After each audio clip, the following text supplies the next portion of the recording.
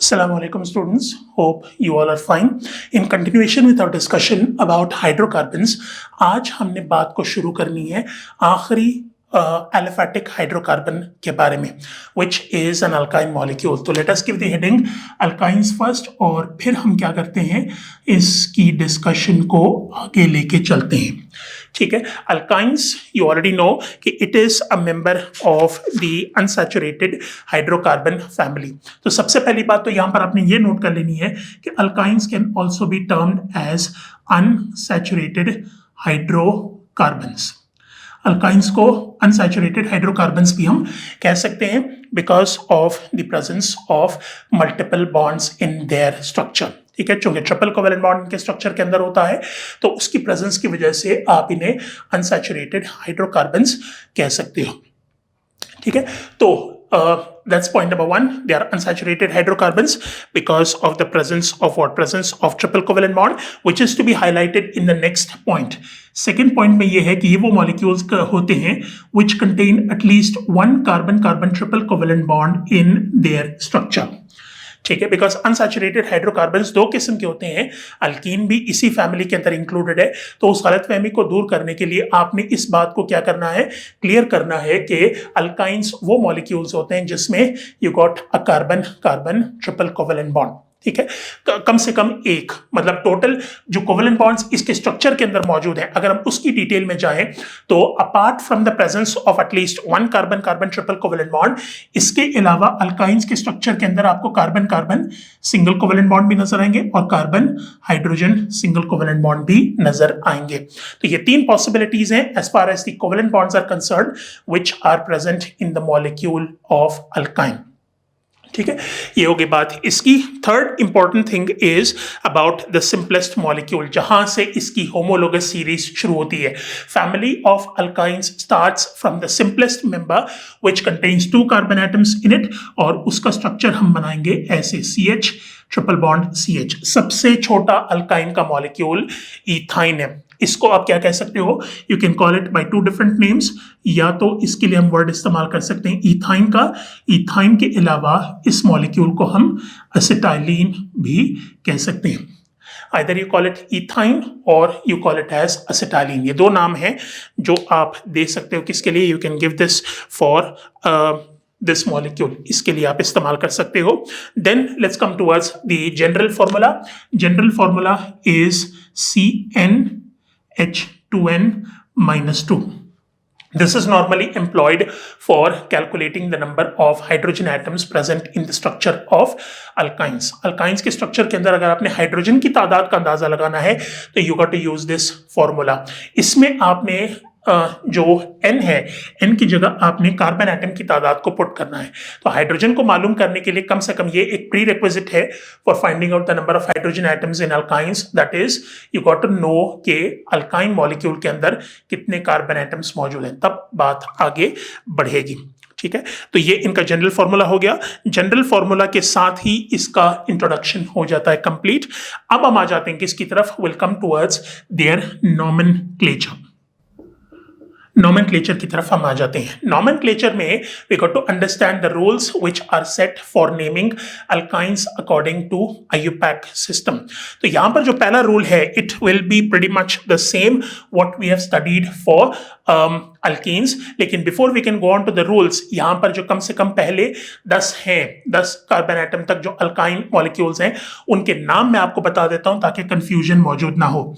ठीक है, molecular formulas लिख लेते हैं ताकि स्ट्रक्चर्स जो हैं वो कंस्ट्रिक्ट हो जाएं और ज्यादा स्पेस ऑक्यूपाई ना हो. ठीक है, तो like I have said over here, alkyne family starts with ethyne, और इथाइन को जब आप मॉलिक्यूलर फॉर्म में लिखोगे it is written as C2H2. तो इसका नाम है इथाइन. ठीक है, प्रोपाइन बनाना है C3H4 होगा. This is called as a molecule of propyne. C4H6, this will be butyne. C5H8, this will be called as pentyne. ठीक है, C6H10, this will be called as hexyne. C7H12, this will be called as heptyne. ठीक है, इसके बाद you got C8 H14, this is octine. C9H16, this is nonine. And C10H18, this will be decyne. तो ये रहे नाम पहले 10 alkynes के, ठीक है, they are named in this manner. Coming on to the rules which apply on them in nomenclature, you have to select the longest chain first. That is point number 1. Select the longest chain. यहां पर भी उसी point को मैं दोबारा दोहराऊंगा, which I told you in case of alkenes. Alkenes में हमने बात की थी कि अगर सेलेक्ट करना है अपने लॉन्गेस्ट चेन अल्कीन्स के केस में, तो अल्कीन्स में जो डबल कोवेलेंट बॉन्ड मौजूद है जिन दो कार्बन एटम्स के दरमियान, उसको आपने क्या करना है, you got to make it a part of the longest chain. यहां पर भी आपने क्या करना है, you have to be careful about this. जिन दो कार्बन एटम्स के दरमियान ट्रिपल कोवेलेंट बॉन्ड मौजूद है, उसको आपने क्या करना होगा, you have to include that as a part of the longest chain. उसमें से एक भी कार्बन एटम को अगर निकाल दिया तो फिर गलती हो जाएगी और उसको सही माना नहीं जाएगा, ठीक है. तो you have to be careful, include both the carbon atoms जिनके दरमियान ट्रिपल कोवेलेंट बॉन्ड है as a part of the longest chain. Include आपने कर दिया. इंक्लूड करने के बाद नेक्स्ट स्टेप में आपने क्या करनी है, नेक्स्ट स्टेप में याद रखना है आपने नंबरिंग करनी है. यहां पर भी वही बात दोबारा दोहराई जा रही है कि नंबरिंग के केस में you got to have a look के ट्रिपल कोवेलेंट बॉन्ड कौन से टर्मिनल कार्बन एटम के करीब है. उस बेसिस के ऊपर आप क्या करोगे, आपने नंबरिंग करनी है, ठीक है. लाइक मिसाल के तौर पर इसमें एग्जांपल मैं दे देता हूं किसकी. Late me give you the example of this. इसमें लॉन्गेस्ट चेन का भी सिलसिला हो जाएगा क्लियर, और नंबरिंग का भी जो कंसेप्ट है वो क्लियर हो जाएगा. CH3, CH2, यहां पर CH है, you got another CH3 with CH present over here. इसके साथ फिर हमने अटैच किया कार्बन को, और ये दूसरे कार्बन एटम के साथ अटैच्ड है triple covalent bond and CH3. तो ये स्ट्रक्चर है. अब इसमें लॉन्गेस्ट चेन आपने अगर सेलेक्ट करना है तो इन दोनों कार्बन एटम्स को उसका हिस्सा आपने लाजमी बनाना है, ठीक है. बना लिया आपने. बनाने के बाद फिर नेक्स्ट स्टेप में आपने क्या करना है, जब नंबरिंग करनी है तो नंबरिंग करते वक्त आपने यहीं से बात को शुरू करनी है, बिकॉज नंबरिंग जब यहां से करोगे तो ट्रिपल कोवेलेंट बॉन्डेड कार्बन की पोजीशन बनेगी सेकंड. क्योंकि ये ट्रिपल कोवेलेंट बॉन्ड इस कार्बन एटम के इस टर्मिनल कार्बन के करीब है, तो आप क्या करोगे, आपने नंबरिंग यहां से शुरू करनी है, ठीक है. लेकिन यहां पर बी केयरफुल, बिकॉज यहां पर 1 2 3 4 5 6 1 2 3 4 5 एंड 6 दोनों केसेस में क्या मौजूद है, दोनों केसेस में 6 कार्बन एटम्स जो हैं वो मौजूद हैं, ठीक है. सो इस केस में हम क्या करेंगे, we will do the numbering like this. Sorry, यहां पर इसको CH है, यहां पर सिर्फ CH3 लगा हुआ है, CH3 लगा हुआ है, तो दैट वुड बी इट. तो अब अगर हम क्या करेंगे, अगर हम इसकी नंबरिंग करेंगे 1 2 3 4 5 हो जाता है, and this will B 1 2 3 4 5 and 6. तो इसको आप सेलेक्ट करोगे 3 4 5 6, नंबरिंग हमने कर दी. अब नंबरिंग करने के बाद जब आप इसका नाम लिखोगे तो नाम लिखते वक्त आपने क्या करना है, नाम लिखते वक्त पहले आपने मेंशन करना है फंक्शनल ग्रुप को या सब्स्टिट्यूएंट ग्रुप जो भी मौजूद होगा चेन के साथ, उसको आपने क्या करना होगा, उसको आपने मेंशन करना है, और नाम को खत्म करना है with the word alkyne. YNE जो है सफिक्स के तौर पर यूज होगा, और जो सब्स्टिट्यूएंट ग्रुप्स हैं उनको हमने प्रीफिक्स के तौर पर यूज करना है, ठीक है. So this is what the structure is. When you write down the name, methyl group is present on the 4th carbon atom, तो आपने लिखा 4 मिथाइल. 4 मिथाइल के बाद फिर आपने मेंशन करना है ट्रिपल कोवेलेंट बॉन्ड की पोजीशन को, व्हिच इज 2 and 3. यहां पर भी वही पॉइंट दोबारा दोहराऊंगा जो मैंने आपको अल्कीन में बताई थी बात, कि ट्रिपल कोवेलेंट बॉन्ड हो या डबल कोवेलेंट बॉन्ड हो, अगर आपने उसकी पोजीशन को इंडिकेट करना है तो you have to use the lower number, ठीक है. क्योंकि आमतौर पर ये जो दो कोवेलेंट बॉन्ड्स हैं ये दो कार्बन एटम्स के दरमियान मौजूद हैं, तो नंबरिंग के दौरान जो नंबर आपको कम लगता है उसको इस्तेमाल करते हुए आपने मल्टीपल बॉन्ड की पोजीशन को इंडिकेट करना है. तो 2 and 3 में 2 कम है, तो यहां पर हम 2 लिख लेते हैं, और 2 लिखने के साथ ही आपने क्या किया, आपने नाम को खत्म किया by writing down hexyne, because main chain के अंदर टोटल 6 कार्बन एटम्स मौजूद हैं, ठीक है. So this is how you do the numbering and this is how you select the longest chain, ठीक है। अच्छा, ये बात हो गई कंप्लीट। अब इसके बाद फिर आपने क्या करना है, you have to be careful, because जैसे डबल कोवेलेंट बॉन्ड्स में मैंने आपको कहा यहां पर भी पॉसिबिलिटीज एग्जिस्ट करती हैं ऐसे मॉलिक्यूल्स की जिसमें एक से ज्यादा ट्रिपल कोवेलेंट बॉन्ड मौजूद हो। ठीक है, तो in that case what you need to do, you have to use the prefix di, tri या टेट्रा का यूज करना है for indicating the number of double या triple covalent bonds present in that molecule. अब इसको clear करने के लिए let me give you the example of this structure which looks like this, CH triple bond carbon, single covalent bond carbon, triple bond CH। ठीक है, ये आपने structure बना लिया। अब इसमें आपने क्या करना है, नंबरिंग यहां से करो या वहां से करो, it really doesn't make any difference, because दोनों तरफ, दोनों टर्मिनल एंड्स पर ट्रिपल कोवेलेंट बॉन्ड्स मौजूद हैं। तो जहां से नंबरिंग करो कोई फर्क नहीं पड़ता। नंबरिंग हमने कर ली। करने के बाद जब आप इसका नाम लिखोगे तो सबसे पहले आपने इंडिकेट करना है ट्रिपल कोवेलेंट बॉन्ड्स की पोजिशन को। ठीक है, पोजीशन को जब हम इंडिकेट करेंगे तो triple covalent bonds are present between 1 and 2, 3 and 4। तो आपने इसको लिखा लाइक दिस 1 3 करके लिखा आपने। 1 3 के बाद have a look at the number of carbon atoms present in it. Total 4 मौजूद हैं। तो 4 कार्बन एटम्स का मतलब you have to use the prefix buta.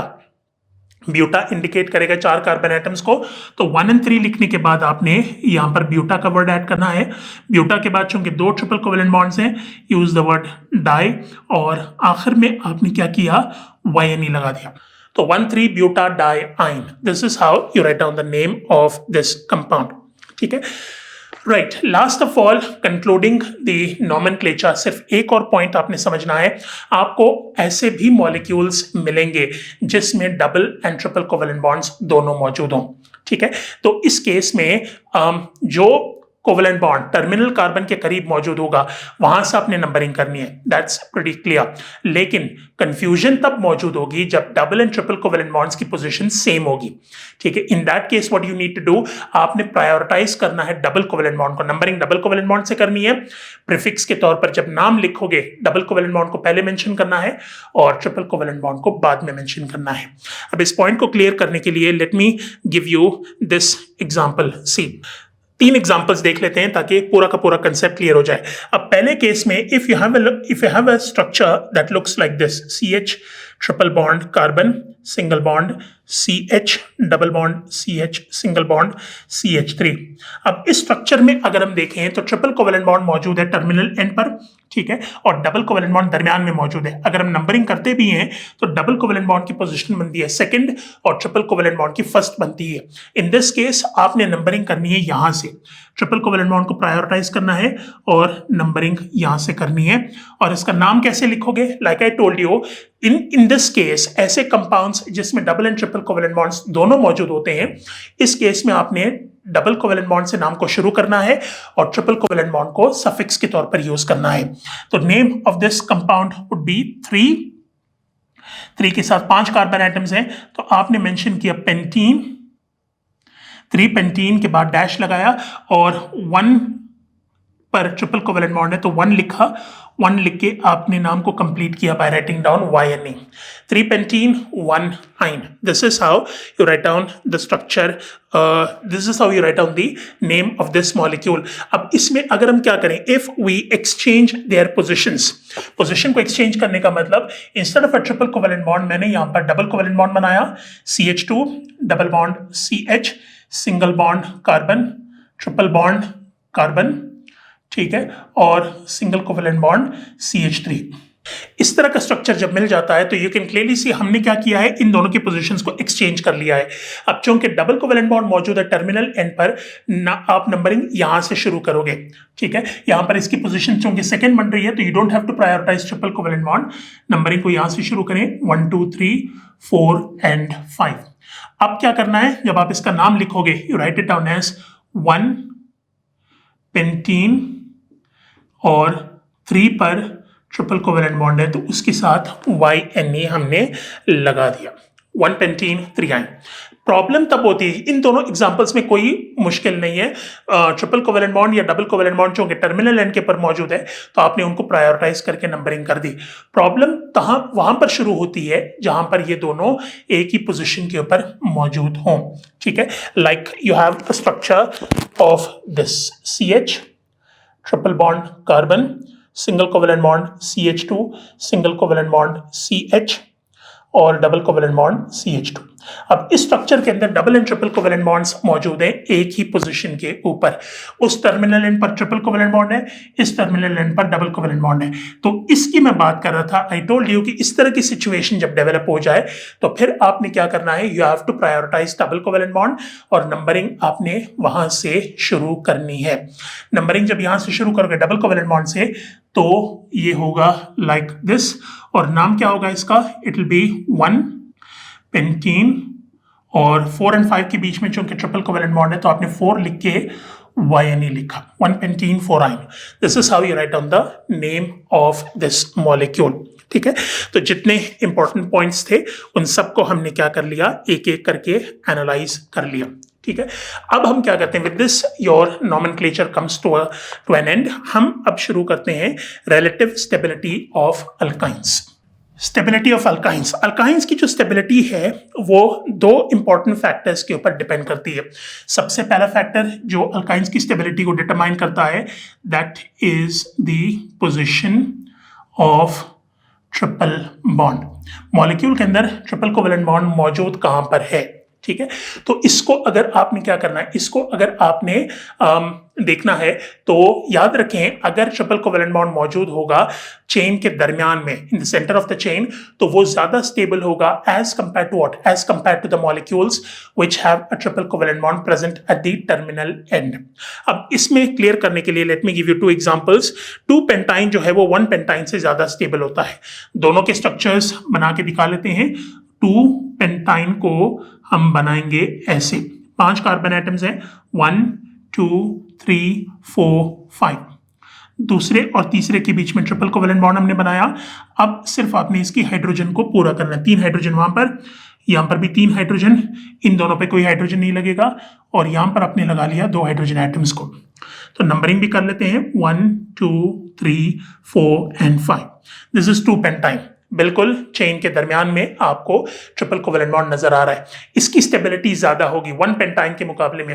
अब 1 पेंटाइन अगर आपने बनाना है तो उसका स्ट्रक्चर आपको दिखेगा like this, it is greater in stability as compare to 1 pentyne which looks like this. 1 pentyne में carbon CH, triple bond carbon, single covalent bond CH2, 1 2 3, ये रहा 4 और ये रहा 5, 1 2 3 4 5।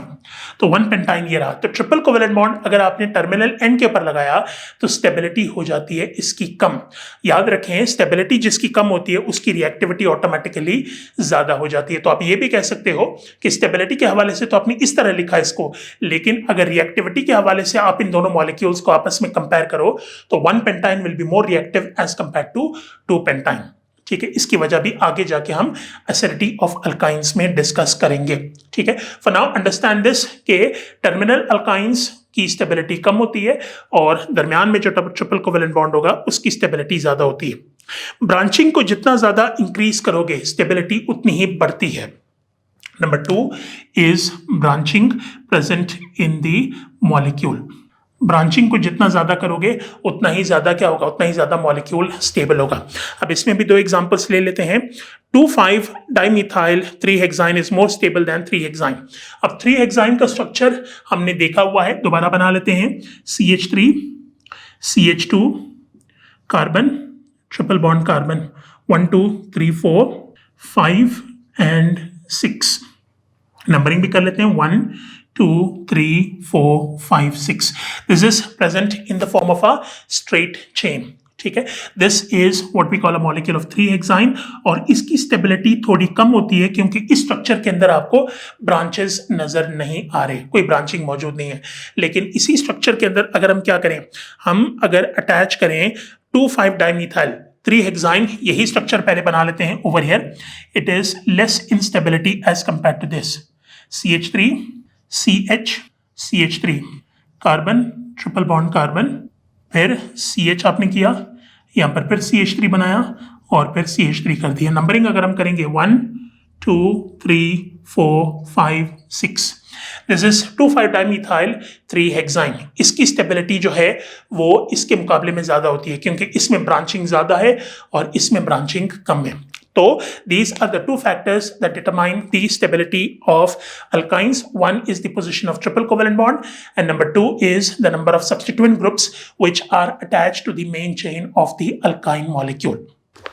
अच्छा जी, अब हम आ जाते हैं किसकी तरफ? Welcome towards the structure of alkynes, और स्ट्रक्चर ऑफ अल्काइंस को समझने की कोशिश करते हैं। स्ट्रक्चर ऑफ अल्काइंस में we need to analyse the type of hybridisation present in these molecules, क्योंकि स्ट्रक्चर जो हमने पढ़ा हुआ है अल्केन्स का और अल्कीन्स का, उसमें भी हमने प्रायोरिटाइज हाइब्रिडाइजेशन को ही किया था। जिस टाइप ऑफ हाइब्रिडाइजेशन को ऑब्जर्व करोगे आप मॉलिक्यूल के अंदर, उस हिसाब से उसका स्ट्रक्चर भी चेंज होता है और उसके अंदर जो मौजूद बॉन्ड एंगल्स हैं उसमें भी वेरिएशन आपको नजर आती है। तो सबसे पहली बात स्ट्रक्चर ऑफ अल्काइंस में ये समझ लें कि these are molecules which contain sp hybridisation in its structure. इनके स्ट्रक्चर के अंदर हाइब्रिडाइजेशन sp होती है। अब sp हाइब्रिडाइजेशन को अगर आपने क्या करना है, if you want to explain it, तो एक्सप्लेन करने के लिए हम क्या करेंगे, will start with the electronic configuration of carbon 6, इसको हमने लिखा like this 1s2 2s1 2px1 2py1 2pz1। ये रहा इसका वैलेंस शेल, और इस वैलेंस शेल को हमने डिवाइड कर लिया 4 हिस्सों में लाइक दिस।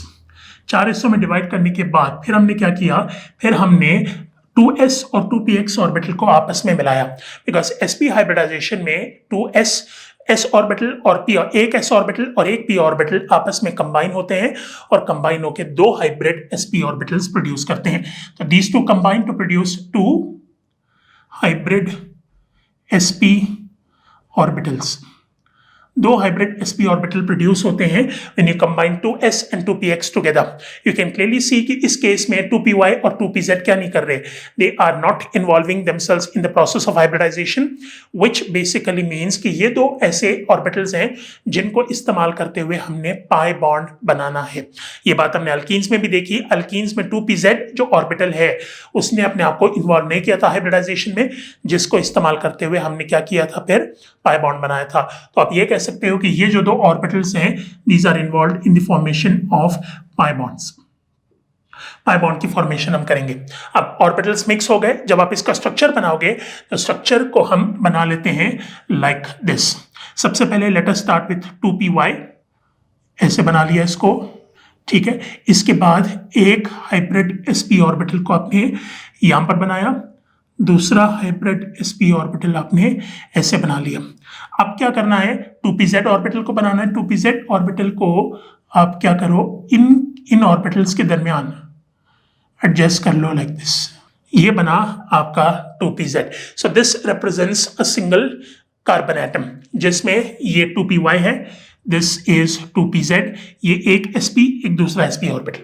अब इसको आपने कंबाइन किसके साथ करना है, you need to combine it with another carbon atom, and like we did for alkenes, सबसे पहले आपने क्या करना है, वहां पर sp2 का ओवरलैप था, यहां पर आपने sp ऑर्बिटल को आपस में ओवरलैप करना है और ओवरलैप करके आपने सिग्मा बॉन्ड बनाना है। तो सिग्मा कोवेलेंट बॉन्ड की formation is developed by the overlap of 2 sp hybrid orbitals. sp overlap से सबसे पहले एक सिग्मा बॉन्ड प्रोड्यूस होता है। Now once it is produced, इसके बाद जो बाकी इसके ऑर्बिटल्स हैं उसको हम पूरा कर लेते हैं like this। एक हमने बनाया 2py ऑर्बिटल यहाँ पर, दूसरा 2py बना लिया, ठीक है। sp हाइब्रिड ऑर्बिटल को ऐसे बना लिया और इसमें एक 2pz का लोब यहाँ पर बनाया और दूसरा 2pz का लोब ऐसे बना लिया। तो ये हो गया स्ट्रक्चर कंप्लीट। इसमें ये जो ओवरलैप है इसको हमने हाईलाइट कर लिया कि ये सिग्मा बॉन्ड है sp ओवरलैप से। नेक्स्ट स्टेप में आपने क्या करना है, जो हाइब्रिड ऑर्बिटल रह गए हैं उनके साथ आपने हाइड्रोजन एटम को अटैच करना है दोनों तरफ। एक हाइड्रोजन यहाँ पर लगेगा और एक हाइड्रोजन एटम को आपने यहाँ पर लगा दिया। हाइड्रोजन एटम को जब आप हाइब्रिड ऑर्बिटल के साथ कंबाइन करोगे, इससे जो ओवरलैप प्रोड्यूस होगा that is called as sp-s overlap, ठीक है। तो सेकेंड इंपॉर्टेंट ओवरलैप क्या है, sp और s ओवरलैप है। और sp-s ओवरलैप से टोटल कितने बॉन्ड बन रहे हैं? एक कोवेलेंट बॉन्ड वो है, एक कोवेलेंट बॉन्ड ये है, तो टोटल 2 सिग्मा बॉन्ड्स प्रोड्यूस होंगे बाय दिस ओवरलैप और सिग्मा बॉन्ड्स की फॉर्मेशन अब हो जाती है कंप्लीट। इससे ज्यादा सिग्मा बॉन्ड प्रोड्यूस नहीं हो सकते अल्काइन मॉलिक्यूल में, ठीक है। अब क्या करना है? अब आपने 2 पाई बॉन्ड बनाने हैं। पाई बॉन्ड की फॉर्मेशन होगी by the overlap of 2pz with 2pz and 2py with 2py। यहां पर भी 2pz को 2pz के साथ ओवरलैप करो, 2py को 2py के साथ ओवरलैप करो। ये जब आप पैरेलल ओवरलैप करोगे between these orbitals, it is going to result in the formation of pi bonds. तो यहां पर आप क्या करोगे? 3 और 4 में अलग अलग लिखोगे। 2py जो ओवरलैप है, it results in the formation of 1 pi bond, ठीक है। और 2pz जो ओवरलैप है, इससे क्या होगा? इससे दूसरा पाई बॉन्ड प्रोड्यूस होगा, 1 पाई बॉन्ड प्रोड्यूस होगा। तो टाइप ऑफ बॉन्ड्स को हमने देख लिया। स्ट्रक्चर इसका कैसे दिखता है? This is for an molecule of ethyne. Ethyne के मॉलिक्यूल का स्ट्रक्चर ऐसे दिखता है, और अगर आपने इसको बनाना है तो you can form it like this, triple bond carbon और हाइड्रोजन। स्ट्रक्चर इसका होता है लीनियर, और इसका बॉन्ड एंगल होता है 180 डिग्रीज का। ये 2 चीजें आपने क्या करनी है? You must remember them.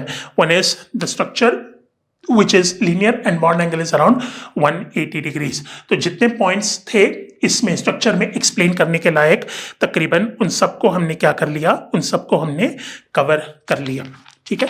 Now let's very quickly have a look at the physical properties of alkynes. Alkynes की फिजिकल प्रॉपर्टीज को डिस्कस करना है, like we have been doing. सबसे पहले आपने क्या करना है? हाइड्रोकार्बन्स को क्लासिफाई करना है into 3 different physical states.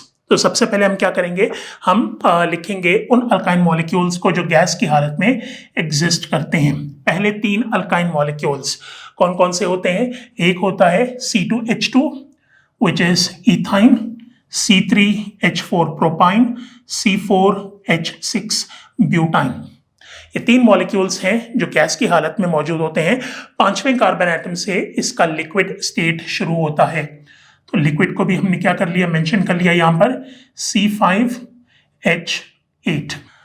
This is called as pentyne molecule. Pentyne के बाद इसको अगर हम देखें, यहां से अगर 8 मेंबर्स और डालने आपने, 5, 6, 7, 8, 9, 10, 11 एंड 12, ठीक है। C5H8 से आपने इसको एक्सटेंड करना है अप टिल कार्बन 12 तक। कार्बन 12 होगा तो हाइड्रोजन की तादाद होगी 22, C12H22, डोडिकाइन जिसको हम कहते हैं। तो ये जो टोटल मेंबर्स हैं, 8 मेंबर्स, ये एग्जिस्ट करते हैं लिक्विड की हालत में। और जो सॉलिड स्टेट होगा इसका, it starts from carbon atom number 13, C13H24। इससे आगे जब आप एक्सटेंड करते जाओगे तो ये सॉलिड्स आपको मिलेंगे। तो फिजिकल स्टेट के हवाले से आपने अल्काइंस को डिवाइड कर लिया कितने हिस्सों में? We divided this into 3 different parts. इसके बाद अगर आप इनके कलर्स एंड ओडर्स को चेक करोगे तो अल्काइंस जनरली कलरलेस होते हैं और ओडरलेस होते हैं, लेकिन इसमें एक अल्काइन है जिसका ओडर होता है, ठीक है। That is this molecule C2H2, इसको असिटाइलिन कहते हैं। It exhibits a garlic like odour. जो इसकी स्मेल होती है वो बिल्कुल लहसुन जैसी होती है। लहसुन जैसी स्मेल जो है वो इथाइन की होती है, और बाकी जितने अल्काइंस हैं उनका ना तो कोई स्मेल होता है ना कोई टेस्ट होता है, ठीक है। Generally like we have discussed for the other 2 hydrocarbons, alkanes और अल्कीन्स, इसमें भी पोलैरिटी काफी हद तक नहीं होती। जब नहीं है तो फिर इसका मतलब अगर आपने इसका सोल्यूशन बनाना है तो अल्काइंस को अगर आपने डिसॉल्व करना है, यानी if you want to take this molecule as the solute के तौर पर अगर आपने इसको इस्तेमाल करना है तो you got to use solvents like CCl4, C6H6, और इसके अलावा यू गॉट ईथर, ROR। इस तरह के सॉल्वेंट्स आप इस्तेमाल करोगे ताकि अल्काइंस को आप डिसॉल्व कर सको, ठीक है। तो इनको डिसॉल्व करने के लिए ये सॉल्वेंट्स हम इस्तेमाल करते हैं। And last of all, like I have told you, melting boiling points organic compounds के डिपेंड करते हैं किसके ऊपर? Depend upon their molecular mass. ठीक है, मॉलिक्यूलर मास को जितना बढ़ाओगे उतना ही उनका मेल्टिंग एंड बॉइलिंग पॉइंट भी बढ़ेगा. सो that point has been repeated over here. Melting and boiling points and densities increase with the increase in molecular masses. Now this is something which is gradually universally applicable on organic compounds. ठीक है, with that your physical properties have been completed. रह गई बात preparation की. Preparation के बाद इसके reactions हैं और रिएक्शंस के साथ ही आपका ये चैप्टर हो जाएगा कंप्लीट. ठीक है, सो 2 टॉपिक्स रह गए हैं, तो होपफुली इसको हम कवर करेंगे next time. But until then, अल्लाह हाफिज.